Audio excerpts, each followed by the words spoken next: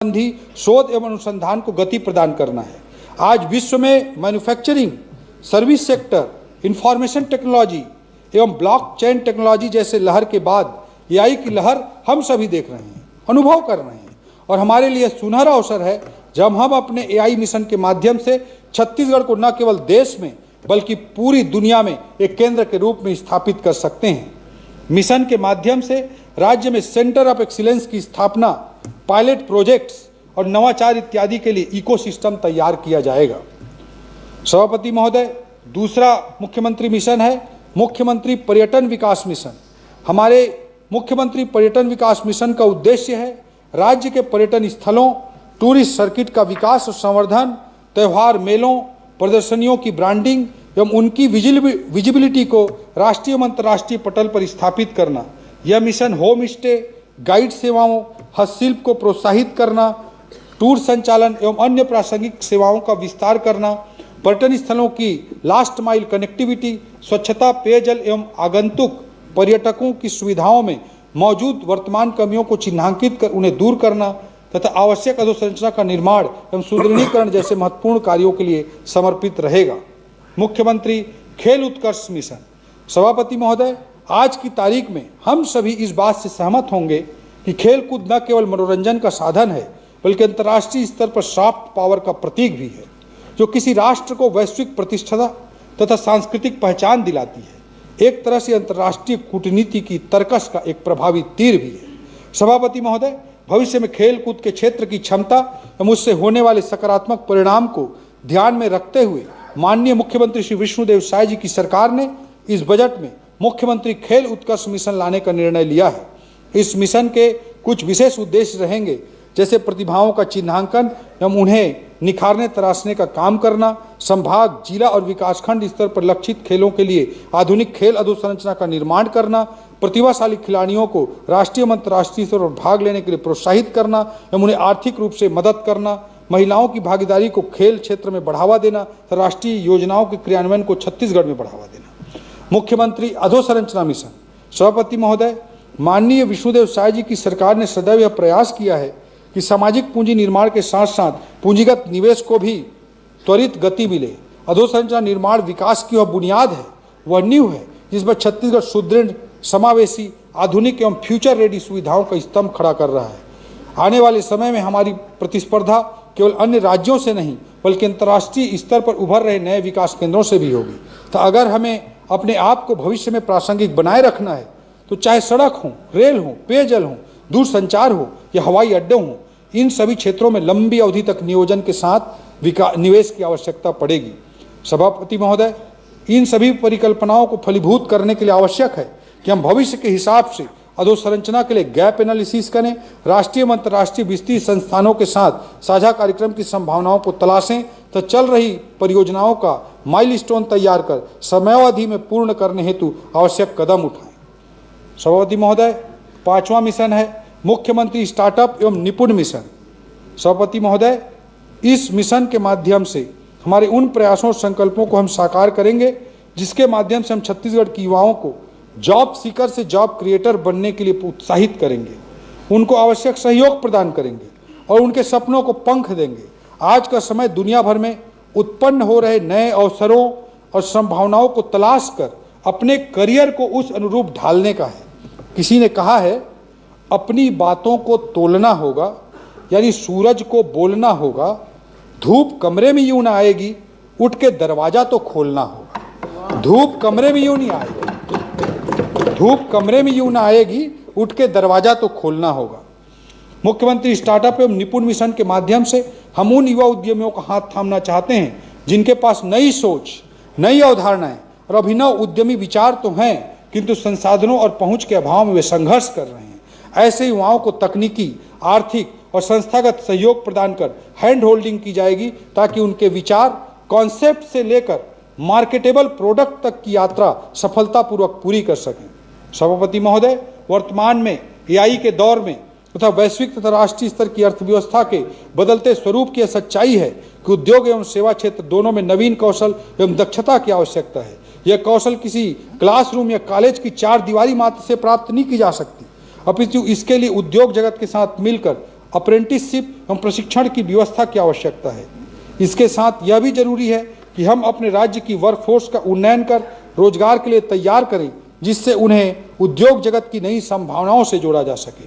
Mission निपुण, new age industry preparedness through upskilling of new generation youth, अर्थात निपुण के माध्यम से हम अपनी युवा शक्ति को आधुनिक तकनीक एवं कौशल से सुसज्जित कर उच्च आय के रोजगार के लिए तैयार करेंगे।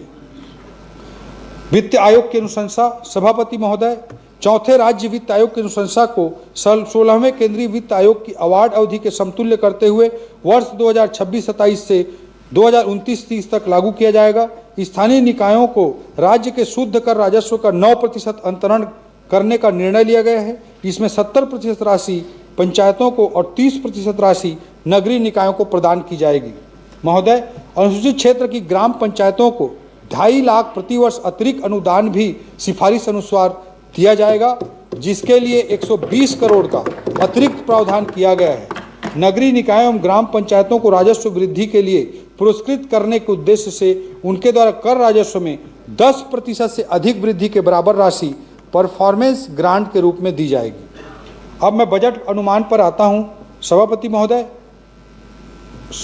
वर्ष 2026-27 में 1,72,000 करोड़ की कुल प्राप्ति का अनुमान है, जो गत वर्ष की अनुमानित प्राप्तियों से 4.2% अधिक है।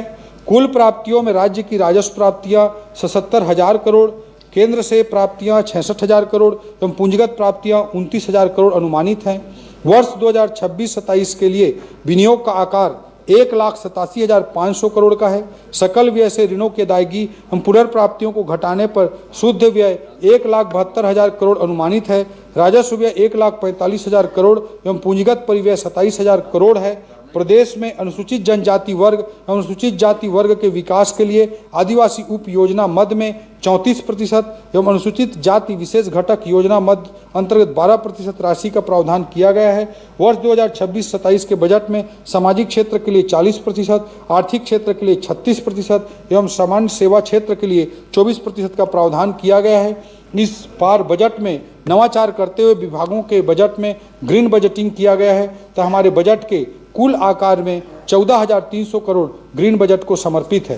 राजकोषीय स्थिति, वर्ष 2026-27 में राज्य का सकल वित्तीय घाटा 28,900 करोड़ अनुमानित है। इसमें केंद्र से पूंजीगत व्यय हेतु विशेष सहायता ऋण 8,500 करोड़ शामिल है। राज्य का शुद्ध वित्तीय घाटा 20,400 करोड़ होगा, जो राज्य के सकल घरेलू उत्पाद का 2.87% है, जो FRBM सीमा के पूर्णतः अंदर है। राज्य की कुल राजस्व प्राप्तियां 1,43,000 करोड़ एवं कुल राजस्व व्यय 1,45,000 करोड़ अनुमानित है। अतः वर्ष 2026-27 में कुल 2,000 करोड़ का राजस्व घाटा रेवेन्यू डेफिसिट अनुमानित है। कर प्रस्ताव, सभापति महोदय, महिलाओं के आर्थिक एवं सामाजिक सशक्तिकरण हेतु सरकार द्वारा किए जा रहे प्रयासों में निरंतरता रखते हुए एवं हमारे संकल्प पत्र के अनुरूप आगामी वर्ष से महिलाओं के नाम से अचल संपत्ति क्रय पर भारित पंजीयन शुल्क में आधी अर्थात 50% की छूट दिया जाना प्रस्तावित है। सभापति महोदय, सुशासन की परिभाषा क्या हो सकती है? सभापति महोदय, सुशासन की परिभाषा क्या हो सकती है? इस विद्वान सदन में उपस्थित प्रत्येक माननीय सदस्य के अपने अपने पैमाने और मापदंड हो सकते हैं, किंतु यदि कोई मुझसे यह प्रश्न करे, मैं पूर्ण विश्वास और दृढ़ प्रतिबद्धता के साथ यह कह सकता हूं कि माननीय मुख्यमंत्री श्री विष्णुदेव साय जी के नेतृत्व में सुशासन की यह सरकार नीति, न्याय, निवेश, निर्माण और नवाचार, नीति, न्याय, निवेश, निर्माण और नवाचार, इन 5 तत्वों पर आधारित है। हमारे संकल्प का कण कण इन्हीं 5 तत्वों से निर्मित है। यह संकल्प मात्र शब्दों की अभिव्यक्ति नहीं, बल्कि हमारी शासन दृष्टि का प्रतिरूप है, जो जनता के प्रति हमारी निष्ठा, प्रतिबद्धता और समर्पण का श्वेत पत्र है। सभापति महोदय, मैं राज्य के 3 करोड़ भाई बहनों को नमन करता हूं, जिनका आशीर्वाद, स्नेह और विश्वास हमें बड़े निर्णय लेने की शक्ति देता है, सुशासन के पथ पर अडिग रहने का संबल देता है और छत्तीसगढ़ के विकास की इस महायज्ञ में स्वयं की आहुति देने की प्रेरणा भी देता है।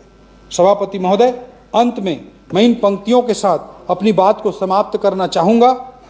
जब जलती संकल्प की ज्वाला है, जब जलती संकल्प की ज्वाला है, तम का साहस खोता है।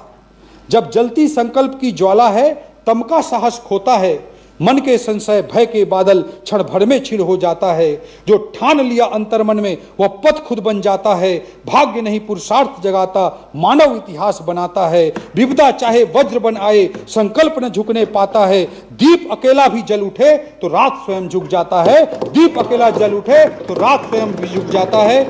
अध्यक्ष महोदय, मैं आपका, माननीय मुख्यमंत्री जी का, अपने मंत्रिमंडल के सहयोगियों का, इस सदन में उपस्थित सभी सम्माननीय सदस्यों का अंतःकरण से धन्यवाद करता हूं। जय भारत, जय छत्तीसगढ़, वंदे मातरम। मैं आय व्यय पर सामान्य चर्चा के लिए दिनांक 26 एवं 27 फरवरी 2026 की तिथियां नियत करता हूं। आय व्यय में सम्मिलित अनुदानों की मांगों पर कटौती प्रस्तावों की सूचना बुधवार दिनांक 25 फरवरी 2026 को मध्याह्न 12:30 तक दी जा सकती है। कटौती प्रस्ताव के प्रपत्र सूचना कार्यालय से प्राप्त किए जा सकते हैं। सभा की कार्रवाई बुधवार दिनांक 25 फरवरी 2026 को